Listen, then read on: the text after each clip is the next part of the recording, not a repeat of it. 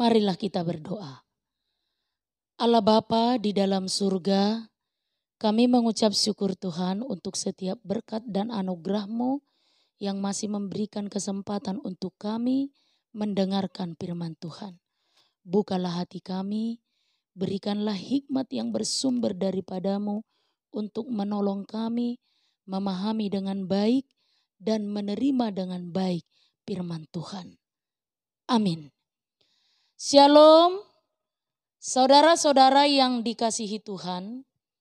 Nas khotbah pada hari Minggu Seksagesima tertulis dalam kitab Injil Matius pasal 5 dimulai dari ayat 38 hingga ayat yang ke-48. Marilah kita ikuti di dalam hati kita.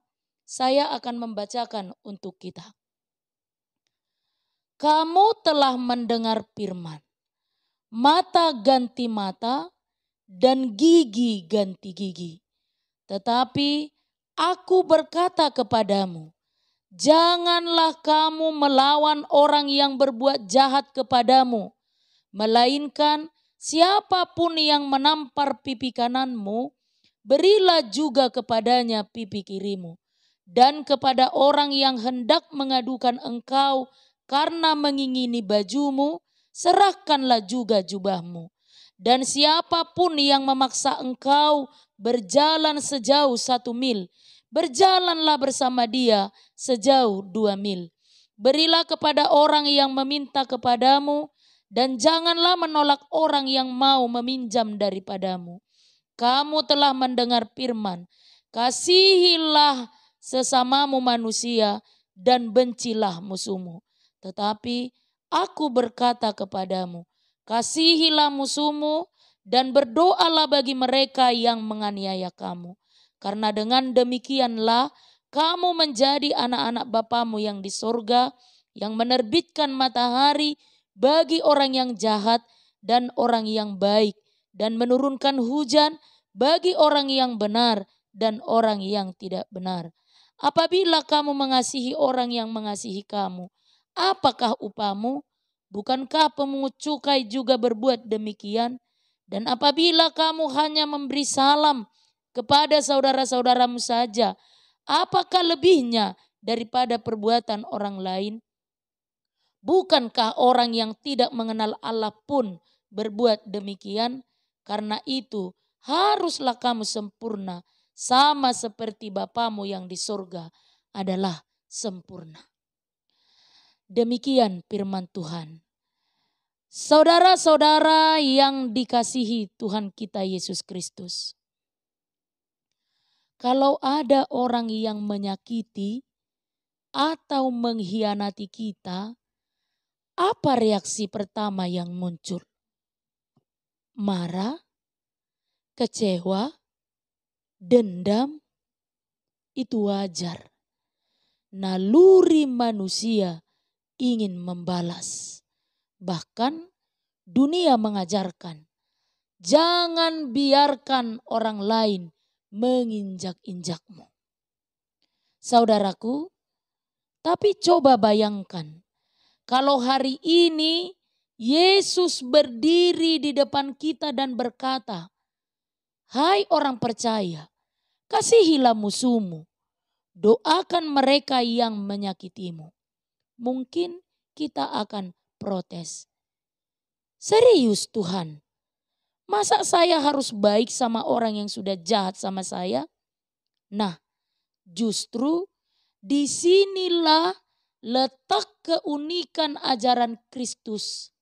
Yesus tidak hanya menyuruh kita menjadi baik kepada yang baik, tetapi juga kepada yang jahat. Apakah ini mustahil? Tidak, tapi pasti sulit.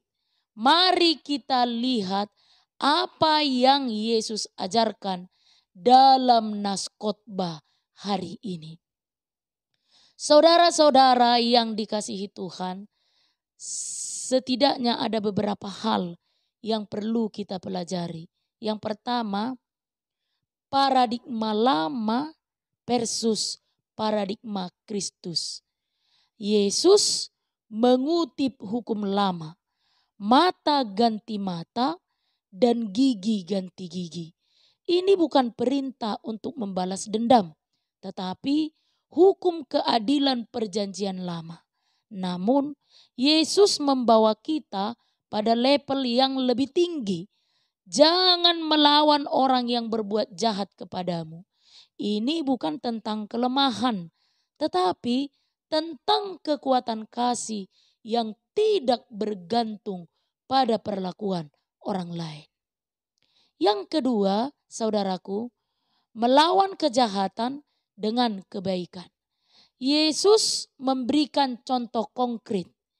Jika seorang menampar pipi kananmu, berikan pipi kirimu. Jika seseorang menuntut bajumu, berikan juga jubahmu. Jika seseorang memaksamu berjalan 1 mil, berjalanlah 2 mil. Ini bukan tentang membiarkan diri kita ditindas, tetapi tentang menunjukkan kasih yang lebih tinggi daripada kebencian.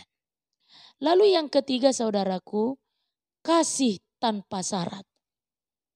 Dunia mengajarkan untuk mengasihi mereka yang mengasihi kita.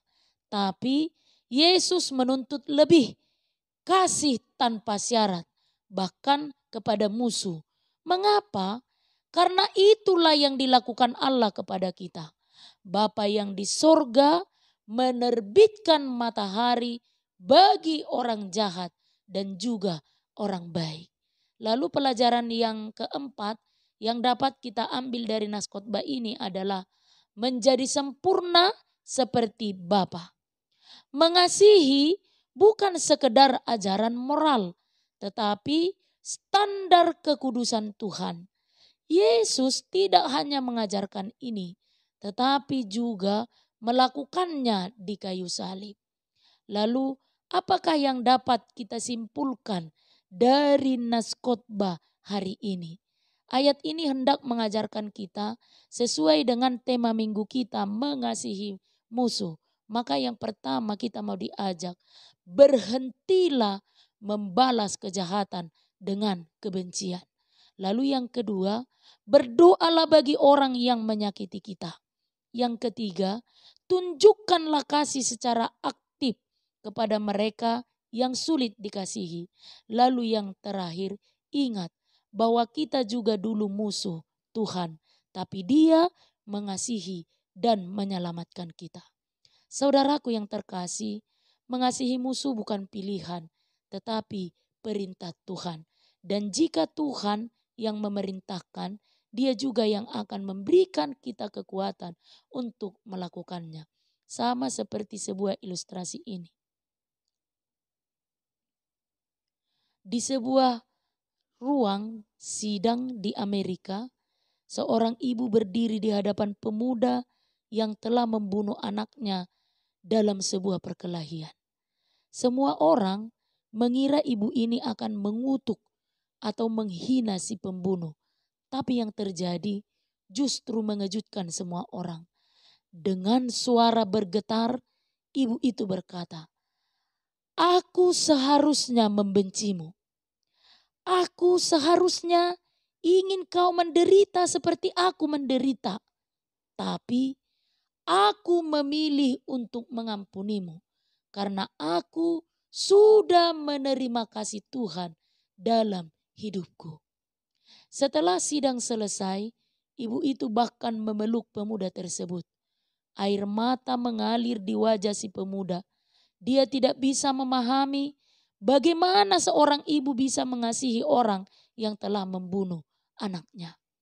Di akhir cerita, saudaraku, ibu ini tidak hanya mengampuni, tetapi juga membimbing si pemuda setelah dia keluar dari penjara. Hubungan mereka berubah dari musuh menjadi saudara dalam Kristus. Saudaraku yang terkasih, kasih yang Yesus ajarkan bukan kasih yang normal di dunia ini. Itu kasih yang melawan logika manusia, tetapi mencerminkan hati Tuhan. Kalau seorang ibu bisa mengampuni pembunuh anaknya, kita juga bisa belajar mengasihi mereka yang menyakiti kita. Matius 5 ayat 44 berkata, kasihilah musuhmu dan berdoalah bagi mereka yang menganiaya kamu. Amin. Kita berdoa. Terima kasih Tuhan untuk sapaan firman-Mu untuk kami hari ini. Engkau telah mengingatkan kami agar kami memiliki kekuatan untuk mengasihi musuh kami, mengampuni musuh kami ketika mereka telah menyakiti hati dan pikiran kami. Kami tahu bahwa ini adalah sesuatu yang sulit, tetapi kami juga percaya bahwa Tuhan akan menolong kami dengan pertolongan Roh-Mu yang kudus. Ampuni Tuhan dosa-dosa kami. Amin.